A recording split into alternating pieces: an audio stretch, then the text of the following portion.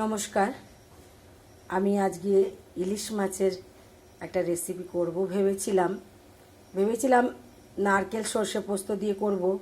ওটা তো সবাই জানে, নারকেল সর্ষে পোস্ত দিয়ে হয় ভাপা, আর না হয় আমি করি কি, সবসময় ভাপা করি না, করি কি কড়াইয়ের মধ্যে একটু সর্ষের তেল দিয়ে তেলটা গরম করে পুরো গোলাটা ঢেলে, মাছটা ঢেলে, কাঁচা লঙ্কা দিয়ে চাপ ঢাকা দিয়ে সিমে বসিয়ে দিই, আস্তে আস্তে হতে থাকে।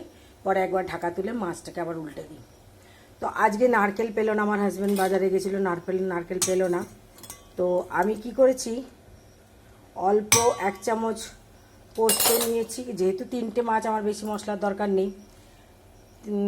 1 চামচ পোস্ত, 1.5 চামচের মতো সাদা সর্ষে, কালো সর্ষে, আর নিয়েছি 1 চামচ তিল। দেখি আজকে আমি এই রেসিপিটা করে কেমন লাগে খেতে, খেয়ে আপনাদেরকে জানাবো। তো আমি আগে পিষে নিই, আগে আমি শুকনো পিষবো, তারপর আমি এটা একটু দিয়ে জল দিয়ে পিষবো। এই যে আমি শুকনো একটু পিষে নিয়েছি। শুকনো পিষলে কী হয়, পোস্তগুলো একটুখানি ভালো করে, পোস্তটা অতটা পেশে না, সর্ষেটা একটু ভালো পিষে যায়। আমি এখন 2টো কাঁচা লঙ্কা দিলাম, এবার জল দেবো। আর 2টো কাঁচা লঙ্কা আমি যখন কড়াইয়ে দেবো মাছটা, এই যে আমি কড়াই গরম করতে বসিয়েছি, এবার আমি দিয়ে দেবো ভালো করে এটা পিষে। এই যে আমি পিষে নিয়েছি। হ্যাঁ, পেশাটা এত সুন্দর হয়েছে, আমি আর ছাঁকবো না ভাবছি। আমার মা আগে তো পোস্ত পেস্ট বা পোস্ত পাউডার পাওয়া যেত না, তখন আমি শিলনোড়ায় পিষে একটুখানি ছেঁকে নিত। আমারও বিয়ের পর আমাকে আমার মা তাই শিখেছিল, কারণ কি বলে, ছিলকাগুলো থাকলে সর্ষের হজম হতে কষ্ট হয়। এবার আমি এটা দেখুন 1 চামচের মতো তেল দিয়েছি। তেল দিয়ে আমি কোনো ফোড়ন দেবো না, সিধা এই পেস্টটা ঢেলে দিয়ে মাছগুলো ঢেলে দেবো, কাঁচা মাছ, আর একটু নুন হলুদ ছড়িয়ে দেবো, নিয়ে একদম চাপ ঢাকা দিয়ে দেবো, আর কাঁচা লঙ্কা ছড়িয়ে দেবো, দিয়ে চাপ ঢাকা দিয়ে দেবো।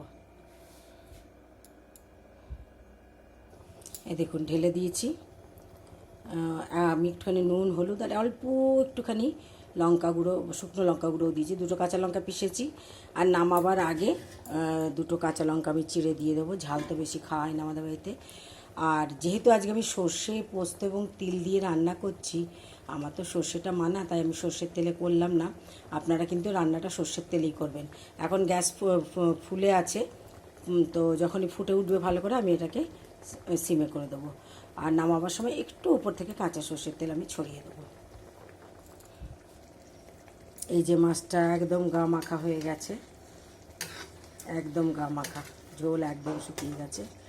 এটা রাখলে আর একটু শুকিয়ে যাবে। একদম সিমে বসিয়েছি,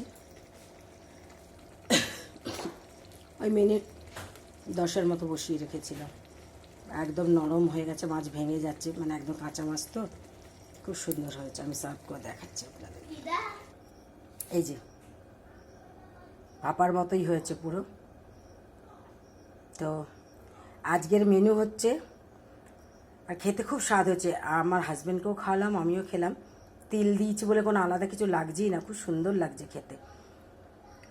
শুধু সর্ষে, সাদা সর্ষে, কালো সর্ষে, পোস্ত আর তিল বেটে কাঁচা মাছটার মধ্যে মাখিয়ে ঢেলে দিয়েছি, তেল গরম করে সর্ষের তেল দিয়ে। এবার আপনারা যখন মানে আপনারা তো সর্ষের তেল খাবেন, তো সর্ষের তেল একটু সর্ষের তেলেই রান্না করবেন।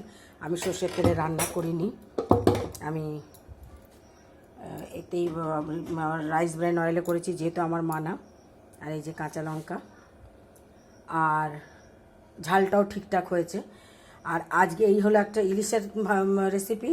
আর আজকের মেনু হচ্ছে রুই মাছের ডিমের বড়ার টক। এই রুই মাছ ডিমটা ও গোটা গোটা দিয়েছিল, তো আমি পিস পিস করে কেটে নিয়েছি, মাখিনি, পিস পিস করে কেটে ও তার মধ্যে নুন হলুদ একটু শুকনো লঙ্কার গুঁড়ো দিয়ে, চাল গুঁড়ো দিয়ে ভালো করে, জল আর দিইনি, ওই ওই ওই ডিমের ওই জলের মধ্যেই ভালো করে মাখিয়ে ওটাকে বড়াটা, আচ্ছা বড়া যখন মাছের ডিমের বড়া ভাজবেন বেশি তেল দেবেন না, তাহলে পটার পটার করে ফুটবে, কিন্তু অল্প অল্প তেলে মাছের ডিমটা ভেজে, এবার তেলের মধ্যে 5 ফোড়ন দিয়ে, তার মধ্যে একটু জিরে পাউডার, একটু ধনে পাউডার, একটু লঙ্কা পাউডার, নুন হলুদ দিয়ে ভালো করে জল ঢেলে দিয়েছি। আর দিয়েছি তেঁতুলের কাঠ, ভালো করে বার করে দিয়েছি। আর 1 চামচ দিয়েছি আমি খান্ড, একটু মিষ্টির জন্য, নুন তো দিতেই হবে। আর যে চাল গুঁড়োটা বেঁচেছিল অল্প একটুখানি, সেটা ধুয়ে সেই জলটা আমি দিয়ে দিয়েছি, সেটা গুলে। আর রয়েছে আজকে আর একটা মেনু, সেটা হচ্ছে মুগ ডাল দিয়ে লাউয়ের ঘন্ট। আমি এর আগে আমার একটা ব্লগে দেখিয়েছি মুগ ডাল দিয়ে লাউয়ের ঘন্ট রেসিপি আমার আছে একটা ব্লগে, দেখে নিতে পারেন আপনারা।